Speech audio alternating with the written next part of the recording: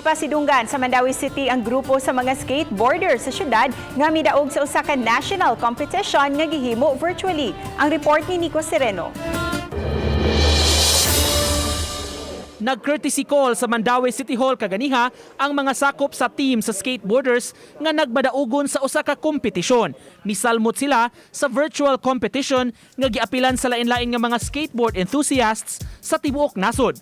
Gumikan sa pandemya, ang mga partisipante dihara sa tagsa-tagsa nila ka mga lugar apan gipavideohan sila kung giunsa nila pagsugakod sa lain-lain nga mga obstacles. Sila rasab mismo ang nagmugna og nagporma sa obstacle course nga ilang gipraktisan.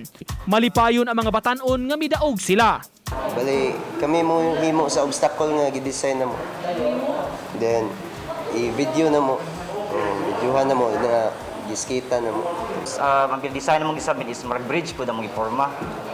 Nya moto nagustuhan sa out of 17 nga ni appeal.